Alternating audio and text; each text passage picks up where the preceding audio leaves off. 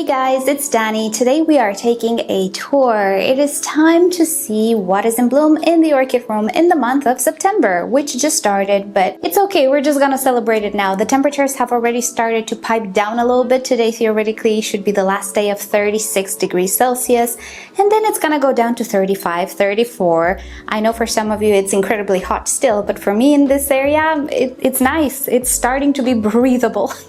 Anyway, very excited for autumn.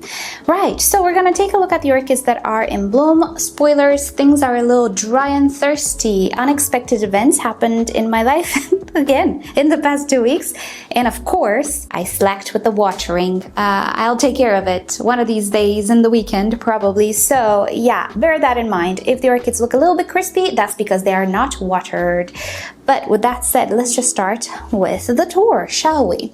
We still have this wonderful Burana Beauty Cross Simcorana orchid that smells very, very pretty. She smells like citrus, I would say, like kind of like citrus flowers and a little bit of lily there. Typical Cattleya fragrance, I would say. And the flowers are more than a month old. I see a few mealybugs, but it's okay, I'll take care of them. So she's not looking their best, but it's been a while. One that has just opened is this wonderful, oops, let's see. Okay, this is better. Spoilers, another spoiler. I am working on budgeting new barinas. It is time. I love my barinas and I love the pink barinas, but they're absolutely dreadful when it comes to filming. In real life, things do not look so pink. They actually look very nice, but on camera it's absolutely horrendous, and there's no way I can set this camera to just offset a little bit that neon pink color. So whenever I do tours, it's just awful. The videos don't look good. I don't like it. So it's been a while. It's been 5 years, I think, with these lights. I'm gonna switch them to the white ones. That's the plan. Will I be able to budget it? I don't know, but I'm trying. Anyway, so yeah, stay tuned for better lighting in the future. But anyway, very sidetracked today. This is the beautiful King Mane. Where's your tag? I lost the tag. I'll put the tags or the names on the screen as always. King Ming Beauty, something like that. This is a wonderful Cattleya orchid. This year she produced a ton of blooms, 5 actually. I don't know if she can produce more than this. She might be able to. She's a cluster bloomer, and although the flowers are not very big, they are absolutely, absolutely wonderful color-wise in real life. They are goldeny, which I think shows a little bit in the video, with very beautiful purpley red colors. And best of all, she is fragrant, and I would say she smells like roses, kinda. But as I discovered in my garden, roses can smell in a million different ways. So yeah, she smells like some roses. I guess the typical rose scent you'd expect. I'm getting into rose scents now. Righty, so here we have the wonderful, why do I always forget your name? Lava Burst. The flowers are almost open, or actually they're opening up. I don't know if I have any other flower spikes not open, but there she is. She looks like a rain of beautiful, beautiful colors. Am I underexposed? Maybe a little bit. Look at her, she's so pretty. I was considering cutting her a little bit, making her more manageable, but whenever I see these cascades of blooms, I'm just like, well, I'm just gonna find a bucket, plant her in the bucket, and call it a day, because I really like these displays. Very, very pretty. Individual flowers are very tiny, and they're not fragrant, but together in this waterfall cascade, waterfall display, sorry, are cascade and waterfall synonyms? Because they kind of are. In Romanian, it's the same word for both of them. So yeah, I love the waterfall of the blooms, so I think I will not divide her. I actually forgot about this one. I'm recording this at the end of the video, but I totally missed her. This is Phalaenopsis' brother, Prince High Tony. She is a polychilous type hybrid, and she is absolutely gorgeous. One thing I don't like about her is that she makes long flower spikes and these flowers at the end, but they're not all that long. It's okay, it works. The flowers are very, very pretty. I would have loved them to be more compact, but it's okay. This is one orchid that I do recommend. She's just as easy as all the other polychilous, and the flowers are pretty large, can we tell? And yeah, just this beautiful speckling is absolutely to die for. Let me check for a fragrance. Yeah, there is a bit of a fragrance, but it's not something absolutely wonderful. It is just something. Some of you might not like it, some of you might. It's not very strong though, so at least that. I would not purchase it for the fragrance, although there is something there. But I really like the shape of the flowers and this wonderful pattern and colors. Right, let us move up here. Well, we don't have much going on here. Let's adjust little bit because it's not the Tolumnia season yet, but I do have one Tolumnia which decided to bloom. This is the red spread. She is one of my absolute favorite Tolumnias. I cannot say no. I actually have two of them with different names that look identical, but I don't mind. I really enjoy this particular Tolumnia. She has beautiful red flowers. Well, some of them are falling because she's been in bloom for a while, and I absolutely adore this little lace effect that she has on the edge of the flowers. One of my absolute favorites, as I was saying. Love the edging and the lacy effect. I do have another one that has buds, but I'm gonna show you that one when she's in bloom. Okay, let's go down here. We have the wonderful Purple Cascade. Did we feature her in my previous tour?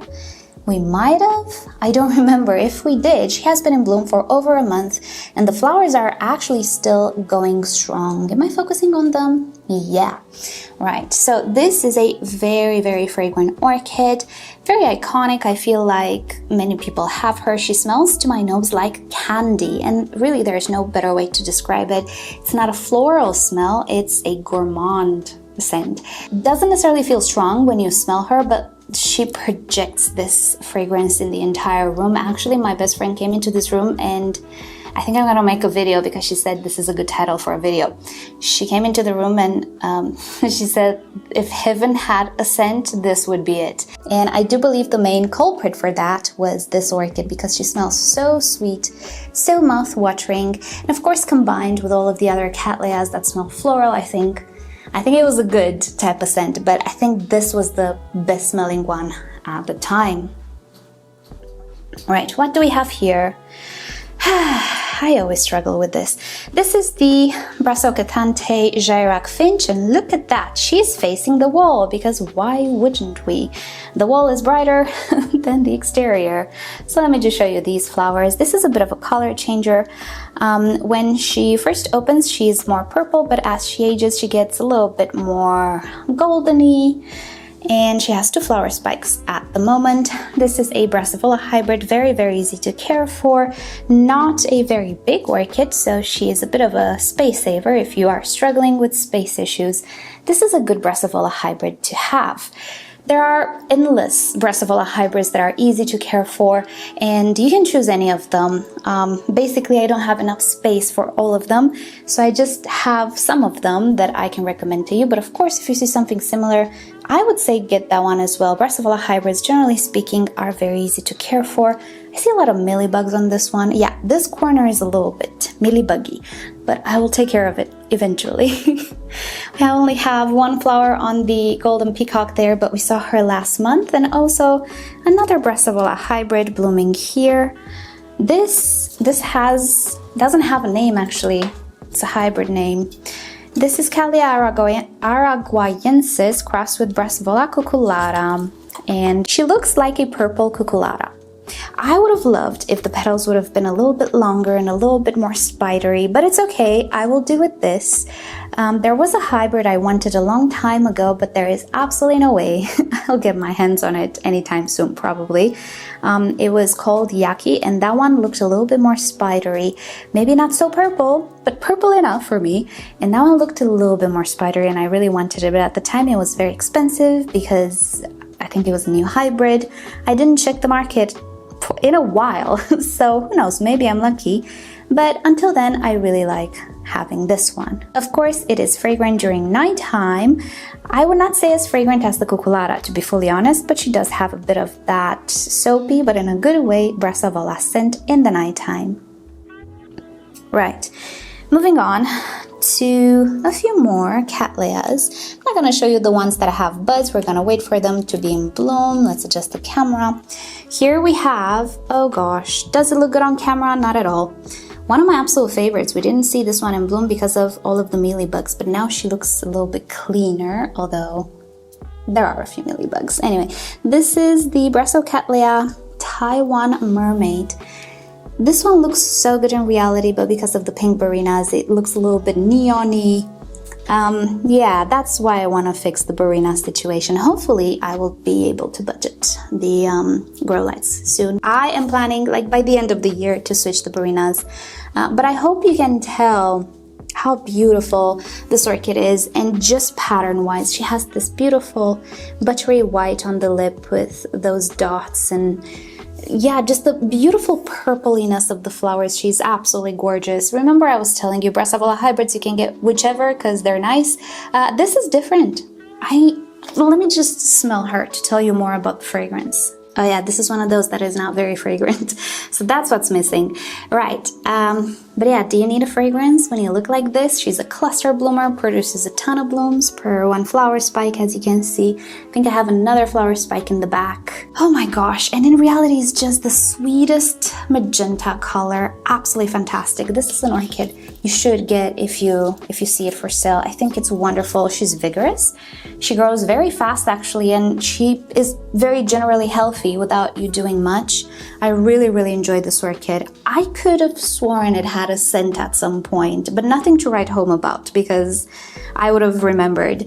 Now she doesn't smell like anything though. So I would not purchase it for the scent, but for how beautiful the flowers look. Alrighty, next to her, this one, she's invading everybody. I think we've seen her in bloom last month as well. This is the Hoku Gem Potinara. This is the old name. I'll put it on the screen.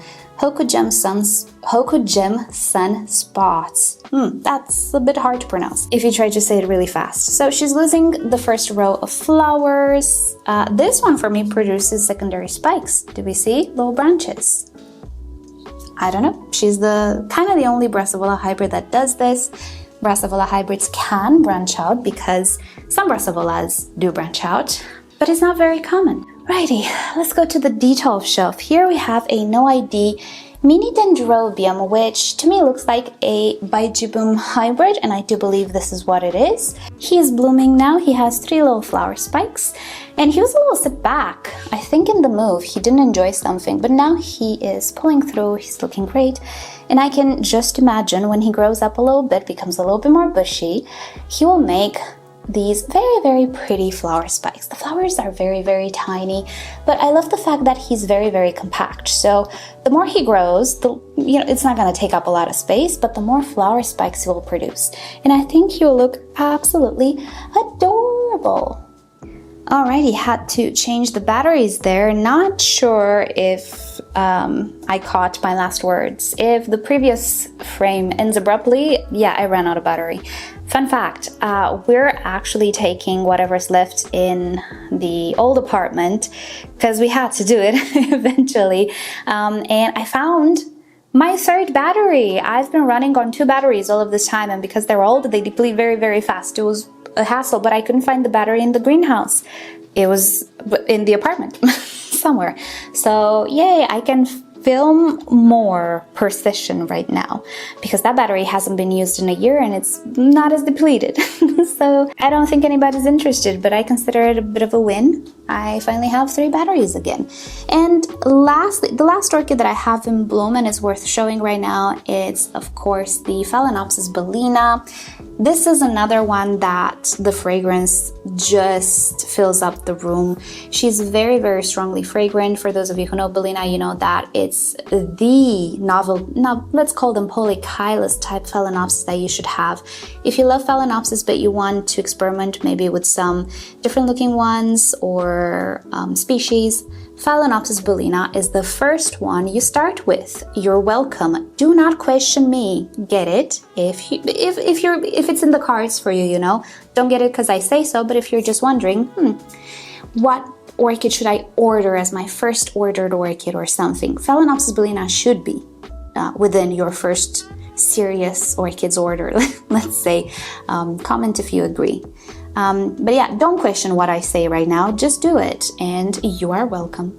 Right, so this one smells like Skittles to me, and she looks absolutely wonderful. She has been blooming all summer long. It's been very hot, so she has been blooming, and as we can see, this is one of my oldest orchids. I have her for 10 years now, I think, and she was a little bit younger when I purchased it, but not very young, so maybe she's about 15, 16 years old as an orchid, maybe more.